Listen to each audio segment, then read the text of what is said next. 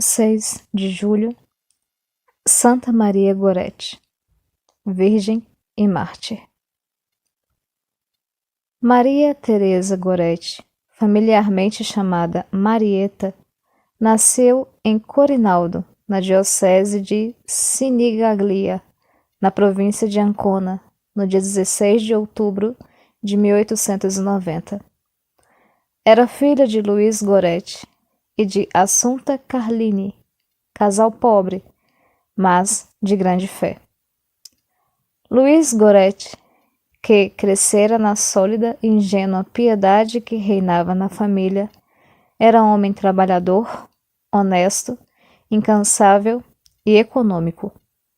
De maneiras um tanto rudes, era, no entanto, possuidor de cândida alma.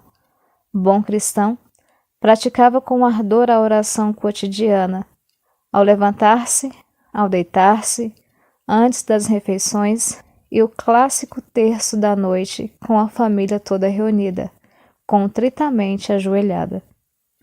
Aos domingos, sem falta, religiosamente assistia circunspecto à Santa Missa. Dócil a todas as leis de Deus e da Igreja, os mandamentos eram o seu código. Lavrador, labutava nos campos com inteligência e da terra arrancava penosamente o pão para a esposa e os filhos. E, quando o tempo, desfavorável, anunciava uma colheita escassa, cresciam as preocupações do bom homem. Era com o coração apertado que via a neblina descer dos Apeninos e cobrir a terra, queimando o trigo e destruindo as sementes. Assunta Carlini, a mulher forte, era viva, tímida e sentimental. Ótima dona de casa. Viveu no trabalho desde a primeira adolescência. Era sempre a primeira a levantar-se e a última a deitar-se. Mantinha a casa sempre limpa, as roupas bem tratadas e conservadas, e por vezes substituía os homens no árduo trabalho do campo, manejando com habilidade o machado, a enxada e a foice.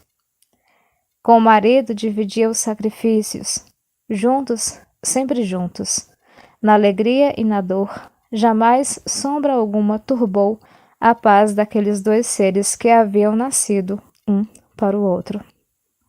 Luiz Gorete, que faleceu em 1900, deixou a Assunta Carlini 6 filhos. Ângelo, nascido a 27 de agosto de 1888.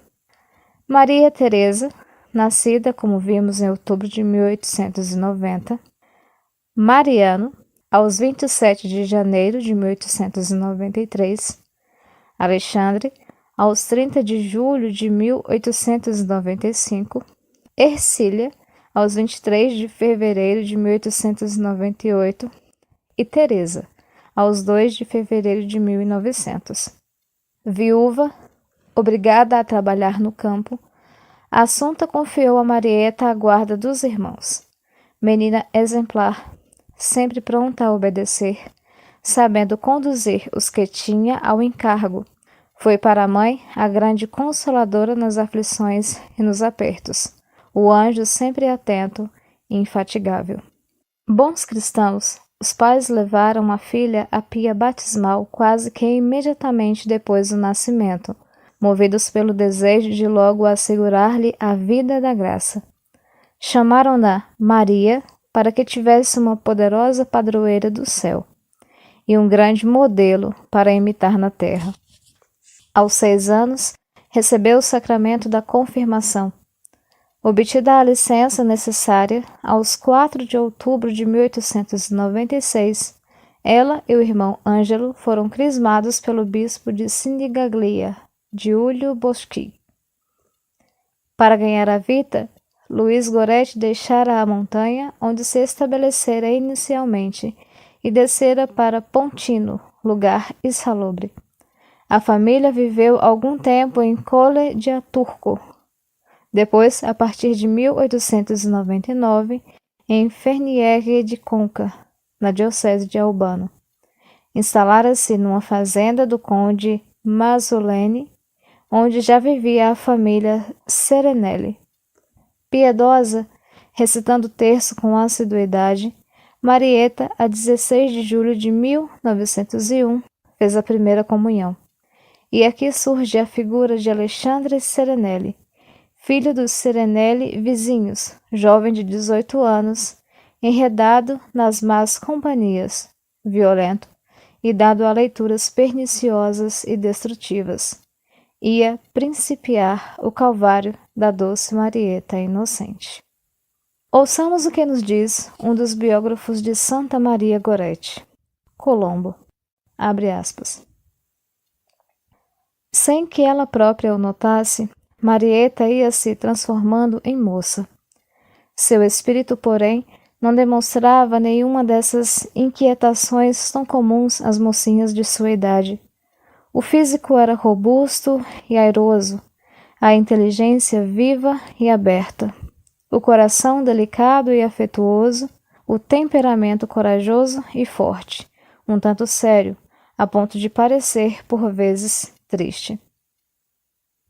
Ela sentia pena das companheiras que nos domingos se enfeitavam exageradamente, no desejo de sobrepujar as outras com ostentação de seus encantos juvenis.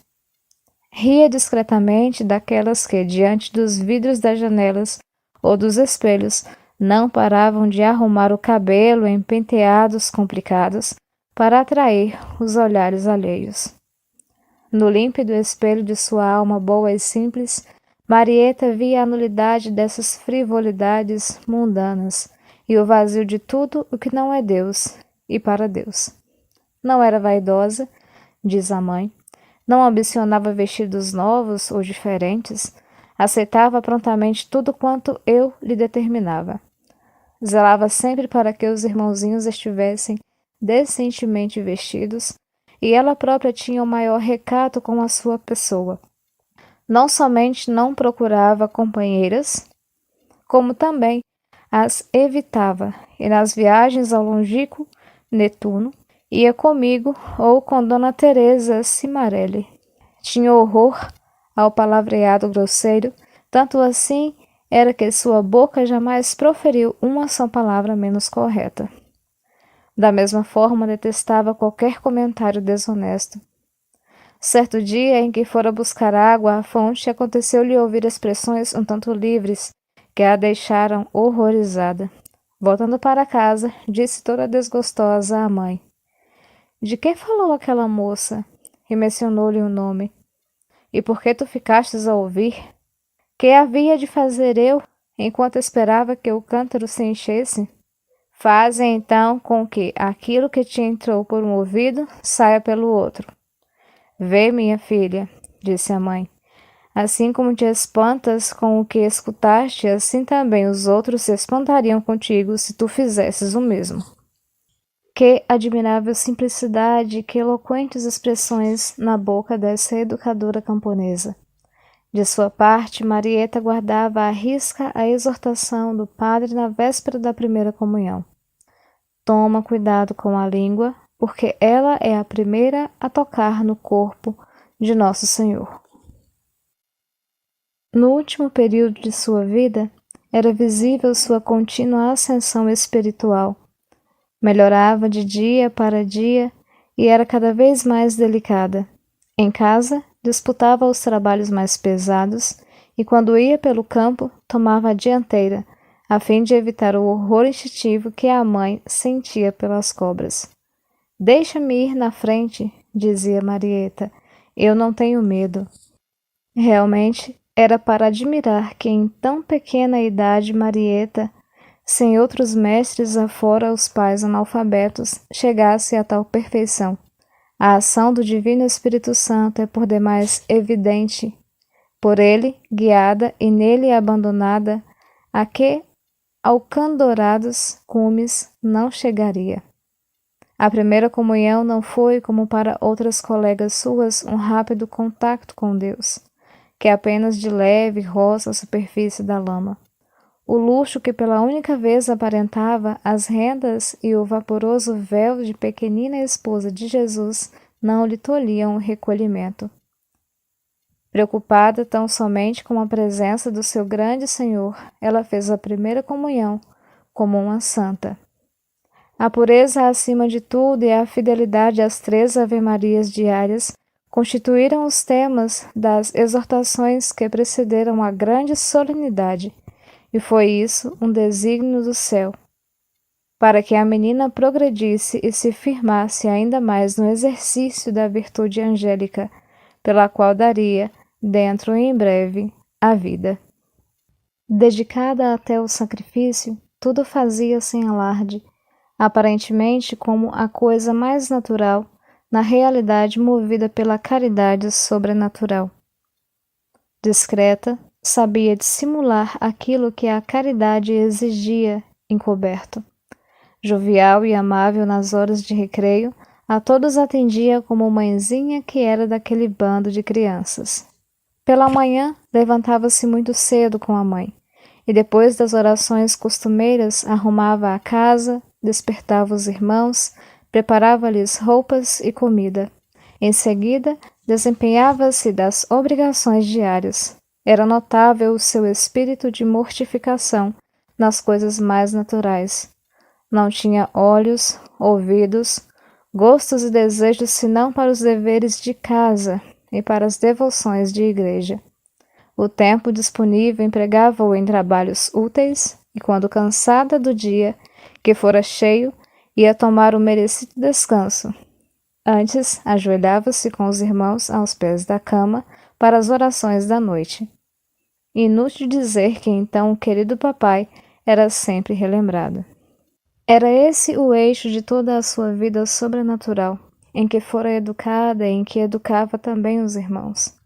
Agora que receberam a Jesus, costumava dizer-lhes, devem ser sempre muito bonzinhos. Mas o que a caracterizava era o apego aos deveres e à lei de Deus, resumido neste heróico lema: antes a morte do que o pecado. E não eram palavras vãs. Levado por sorte das paixões, Alexandre Serenelli, a pouco e pouco, deixava-se dominar pelo demônio. Marieta ocupava-lhe a mente sem cessar. Vivia obcecado, vivia intranquilo, vivia cego. Um dia, aproveitando-se das ausências de Assunta Carlini, ocupada quase sempre fora de casa, impelindo fortemente pelo tentador, procurou a jovem. Acercou-se da doce pureza à impureza repelente. Propôs-lhe coisas obscenas. Mais tarde, passada a tempestade devastadora, o infeliz diria que Marieta não compreendera todo o mal que se encerrava naquelas propostas. Repelido, deixou-a, mas logo, sempre atiçado pelo impuro, tentou segunda arremetida. Novamente rebatido, Alexandre foi se tornando irascível, recalcado, medonho e terrível. Maria ficou profundamente impressionada, fugia do vizinho, vivia sobressaltada, e de tudo o que se passara, somente uma coisa lhe ficara bem gravada. Alexandre procurava a todo o transe induzi-la ao pecado. Pecar. E o lema, antes morrer do que pecar. O que fazer? Falaria ela com a mãe? Mas seria bem compreendida? E as ameaças de Alexandre? Se abres a boca, eu te mato, dissera de má catadura. Era perturbador. Ele a mataria se revelasse à mãe o que se passara, e a ameaça surtiu o efeito esperado por Alexandre Serenelli. Maria silenciou.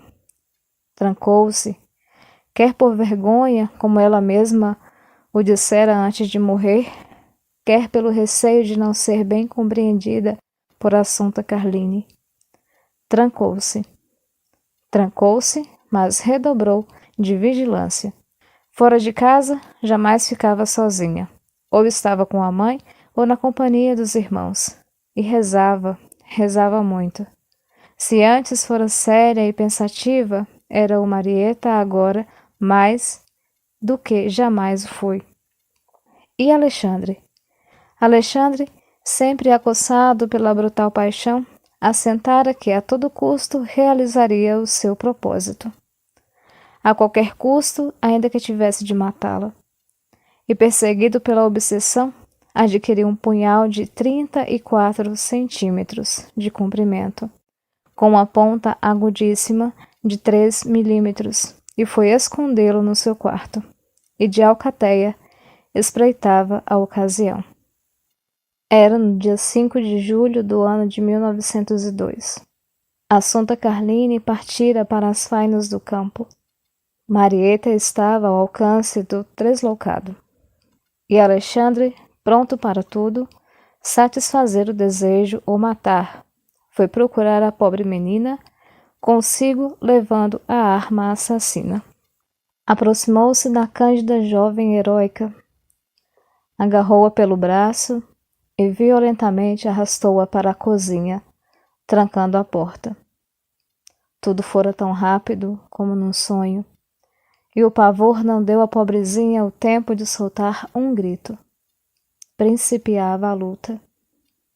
E Maria, sem cessar, agarrada a Deus, dizia ao selvagem moço: Não, não, Deus não quer. É pecado, tu irás para o inferno.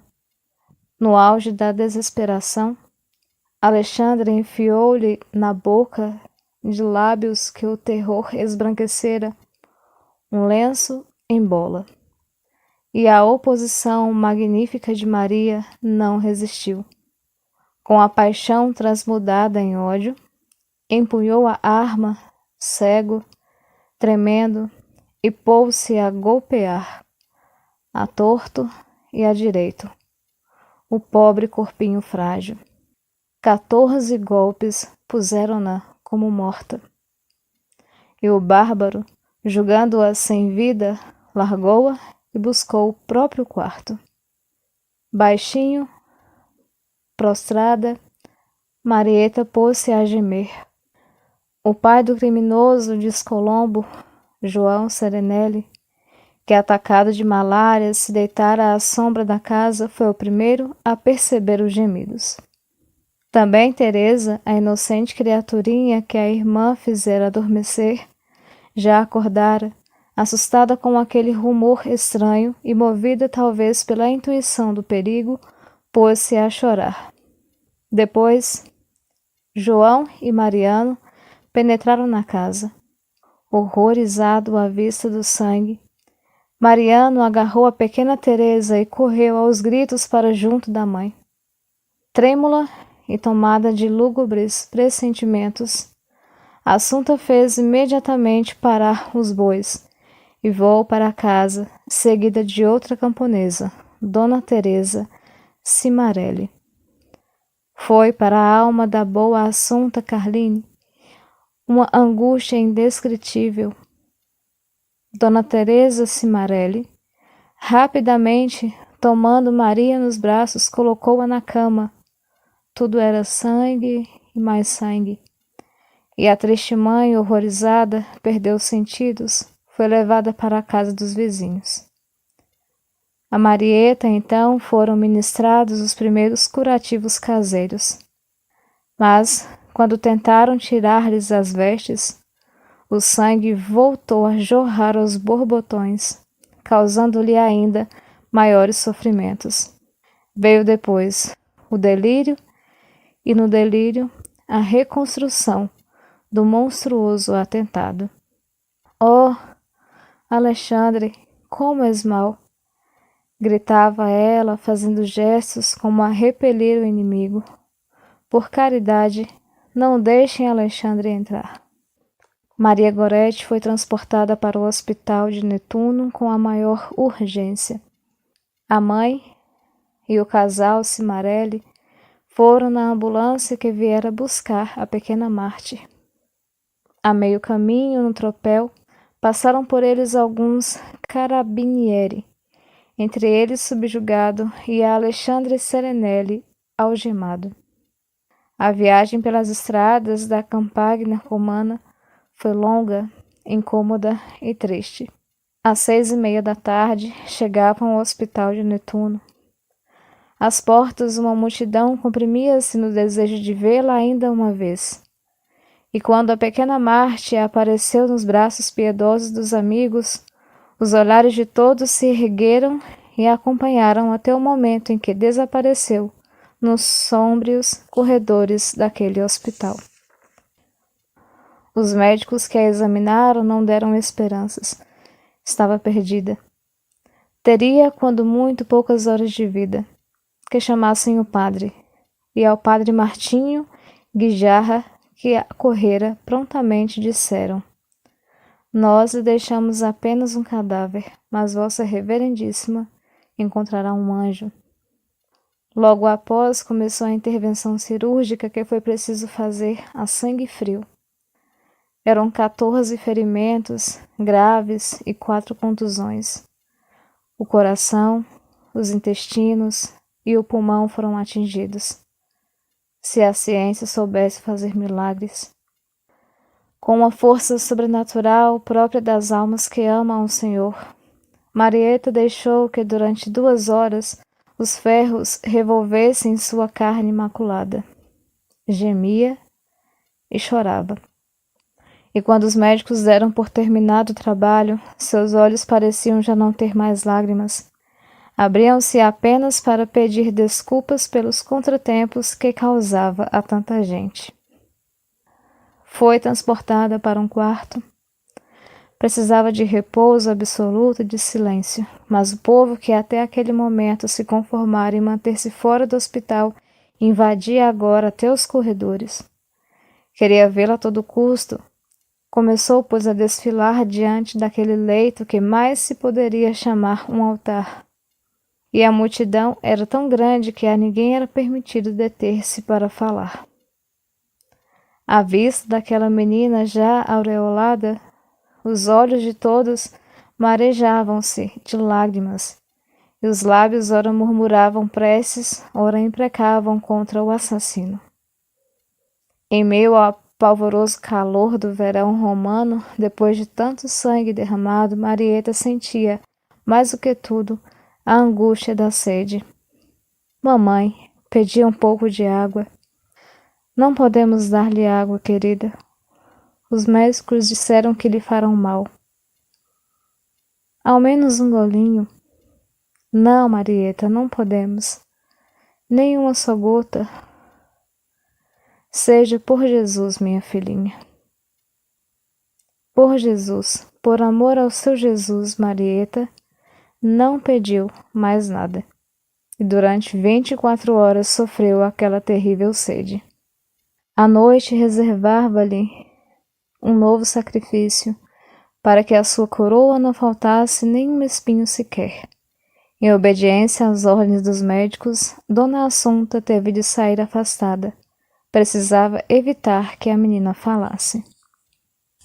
O padre Martinho Guijarra, que notara a ardente devoção de Marieta por Nossa Senhora, perguntou-lhe: Desejaria ser inscrita entre as filhas de Maria? Oh, muito, muito, senhor padre, disse ela. Pois bem, eu mandarei seu nome à congregação de Roma e desde já dou-lhe a medalha de filha de Maria. Os olhos de Marieta cintilaram de alegria, enquanto seus lábios cobriam de beijos a querida medalha que a distinguia como filha predileta da Virgem Santíssima. 27 anos depois, a mesma medalha foi encontrada sobre aquele peito. Estava enegrecida, mas o tempo respeitara a inscrição. Ó Maria, concebida sem pecado, rogai por nós que recorremos a vós. No dia seguinte, o quarto de Marieta amanheceu tapizado de flores. Esperava aí a visita de Jesus sacramentado, pois Monsenhor Signori decidira administrar-lhe os últimos sacramentos pelas primeiras horas do dia. Certo, embora das ótimas disposições daquele coraçãozinho, ainda assim quis dar-lhe os toques finais. Precisava, acima de tudo, de uma declaração pública e formal do perdão para o assassino. E a declaração veio firme, decisiva, heróica. Marieta Jesus morreu perdoando ao bom ladrão. E você, perdoa de todo o coração o assassino? Perguntou-lhe. Oh, sim, eu também o perdoo por amor de Jesus. Desejo vê-lo bem perto de mim, no paraíso. Sim, eu o perdoo de todo o coração. Espero que Deus também o perdoe. A cabecinha docemente inclinada sobre o peito, tabernáculo do seu Senhor sacramentado, assim permaneceu longo tempo a sós com Deus, para dizer-lhe de toda a sua gratidão e desde já, saboreando na felicidade desse momento o gozo da felicidade eterna. Após a extrema unção, disse-lhe o irmão Meirado: Maria, lembre-se de mim quando estiver no céu. Quem sabe qual dos dois chegará primeiro? Retrucou a menina. Você, cara Maria. Ocorreu-lhe também a ela a lembrança do pai, e voltando-se para Dona Assunta, repetiu nos derradeiros momentos o grito dos primeiros momentos da vida. Papai, mamãe. Mas as palavras morreram-lhe na garganta. Perdoe-me, mamãe. Agonizava. O murmúrio das preces rezadas a meia voz acompanhava o estertor da moribunda. De repente, eis que tenta erguer-se. É o delírio. Reacende-se-lhe na memória a cena do atentado. Agarra-se então ao braço de Teresa Cimarelli, que estava ao seu lado, e grita: Que fazes, Alexandre? E no esforço de afastar o inimigo, recai no leito. Padre nosso que estais no céu, e não nos deixeis cair em tentação, mas livrai-nos do mal. O Amém, Marieta foi pronunciar na eternidade. Morreu com a respiração cortada no ardor da luta, como um herói no campo da honra. Eram 3h45 da tarde do dia 6 de julho de 1902. Maria tinha 11 anos, 8 meses e 20 dias. Apagava-se uma lâmpada na terra e no céu acendia-se uma estrela. A mãe fechou-lhe os olhos, beijou-lhe a fronte, como para marcar nessa despedida o encontro certo no reino dos céus. Maria Goretti, a mãezinha Marieta, que morreu invocando a Santa Virgem, teve funerais como poucos. Magnífico triunfo, como disse o cardeal Salotti, verdadeira apoteose, sublime hino à virtude de Cristo. Vivo aplauso à educação materna, solícita e precoce, vigorosa repulsa ao vício imundo e maravilhoso estímulo à prática da mais intensa vida cristã. Numerosíssimos milagres realizaram-se à beira do túmulo, mas o mais notável foi a conversão do assassino. Condenado a 30 anos de trabalhos forçados, Alexandre Serenelli, que na prisão se fazia notar pelo cinismo e pela brutalidade, teve a vida completamente mudada. Em 1910, sonhou que Marieta, num jardim imenso, exuberante, meio a lírios, sem fim, achegava-se para perto dele e lhe oferecia uma flor. Impressionado, confundido, perturbado, escreveu uma carta ao bispo, na qual se extravasou em mágoas em arrependimento.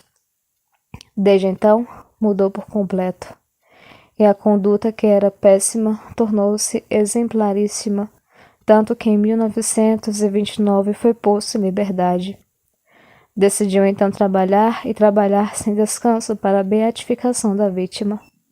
Em 1937, humildemente e arrasadamente, foi procurar a heróica Assunta Carlini, a mulher forte, como a chamam todos os biógrafos da pequenina Marieta, e sussurrou-lhe: Assunta, tu me perdoas? A voz tremia-lhe as mãos. E a mãe cristã respondeu prontamente, de coração aberto, toda branca nos seus 70 anos. ela te perdoou morrer. Por que não te perdoaria eu? No Natal daquele mesmo ano, os dois, um ao lado do outro, recebiam a Jesus na Sagrada Hóstia. Santa Maria Gorete, rogai por nós. Também hoje comemora-se Santos Filemão, Apolônio e Arriano, Santa Dominica, Santo Isaías, Santa Godelieva, Santa Matilde, Santa Ângela, São Justo e São Tomás Moro.